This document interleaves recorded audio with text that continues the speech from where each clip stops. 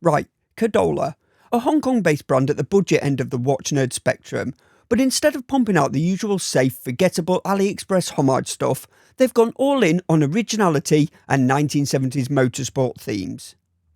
Chronographs, bold colours and retro cues all piled up like hairy blokes drinking pints of bitter in a pub decorated with nicotine-stained walls, and all ranking the size of the barmaid's knockers, all the while still wearing their leather driving gloves. Sometimes it works, sometimes it's a lot.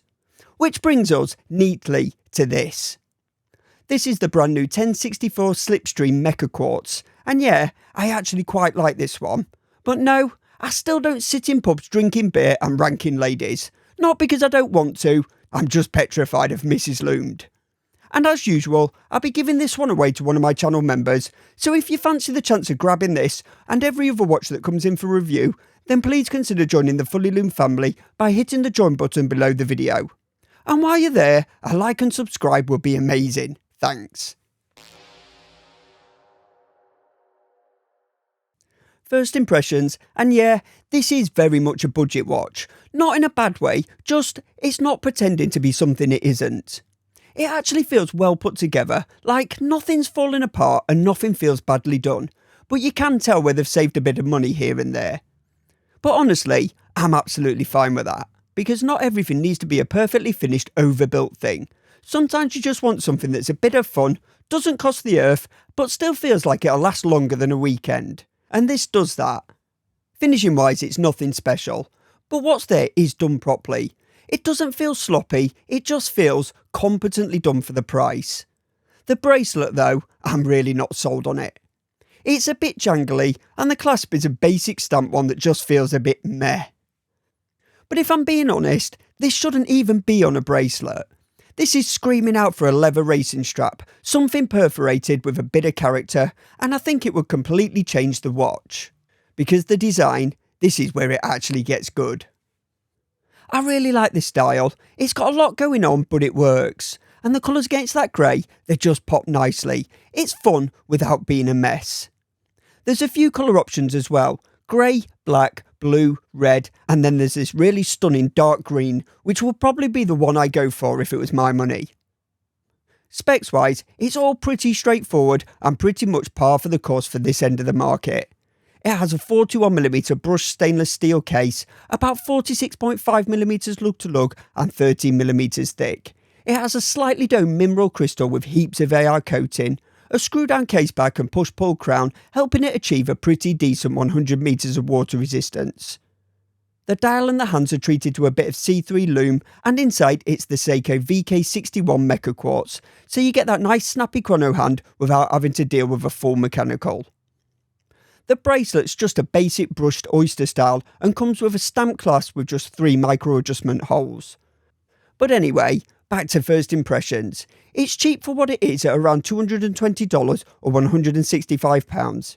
But yes, you can get more for your budget with an AliExpress homage, but for an original design and something a little more unique, I think it sits in a comfortable price range for what you get. And if you fancy picking this up or want to check out Cadola's range, then the link is in the description. Right, let's look at this thing in more detail. Now, the case is actually quite interesting. It's not just a basic round shape, it's got a slightly tono, almost cushion style profile, a bit wider through the middle and then it pulls in slightly towards the lugs. It's very 70s and very in keeping with the whole racing vibe. The lugs themselves are short, quite stubby and really don't curve much, they just drop straight off the edge of the case, which helps keep it wearing fairly compact despite the dimensions. From the side it's fairly flat but a bit chunky, nothing overly sculptured but it suits the watch. It's got a slightly squat, purposeful look rather than anything more elegant.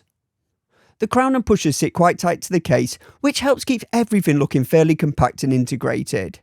The crown itself is signed, but it is very small. In fact, it's so thin that it actually has less presence than the pushers, which feels a bit odd when you first notice it. Thankfully though, it's a simple push-pull crown, so even though it's small, you're not having to mess around with screwing and unscrewing it. In use, it's exactly as you'd expect from a Seiko meca-quartz. Nice and smooth when setting it, and it pops in and out with a satisfying click. The pushers are pretty straightforward too. They do what they're supposed to do with no drama, but there's a slight wobble to them, not loads, but just enough that the click doesn't feel quite as solid as some of our VK powered watches I've tried. Finishing wise, it is simple. Everything up top is brushed, big brush bezel, brush case, and no major polishing all over the place trying to dress it up. But you do get a couple of thin chamfers. There's one between the top and the sides, and another between the sides and the case back. But that's the only bit of shine on the watch, but it actually does quite a lot. It just lifts it slightly, catches the light, stops it looking like a complete slab without drifting away from the tool watch retro aesthetic. Around the back, the case back is recessed into the case, so it sits deeper than the end of the lugs, which should mean it sits quite flat on the wrist. I like the case back as well. It's radial brushed with some neat engraving, which is a nice touch.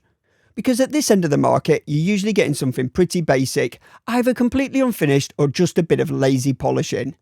So the fact that they've actually bothered with a proper brush finish back here, it just ties everything together nicely and keeps that tool watch retro vibe consistent all the way through.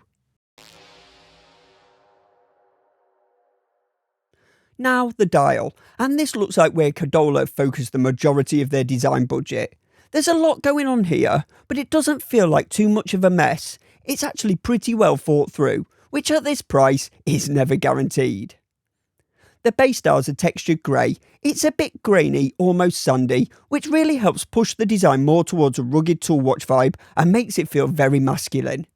Thankfully, it's not overdone though. The texture is there, but it's subtle enough not to overpower an already busy dial. And surprisingly, I think the multiple layers help with this too. It's not just one flat surface, the subdials are sunk in, there's a curved layer running through the middle, and then the outer track sitting around it. So your eyes kind of move around it rather than focusing on one detail. The depth helps break it all up, but it also sorts the dial out. Everything is on its own level, so it doesn't just blur into one big mess. The layout's really cool though. Subdial at 12 and one at 6. I'm personally a massive fan of this layout. It might not be for everyone, but for me, a chronograph should have a date window, and by having this stacked layout allows the date window at 3 to feel purposeful rather than just squeezed in next to another subdial. And the date complication itself is really nicely integrated. It has a black date wheel that's nice and big and easy to read, and crucially, it doesn't ruin the dial. But the main thing, and the bit I actually like, is the colour combinations. That orange chrono hand is great. It just cuts straight through the dial, proper easy to see, and gives it a bit of life.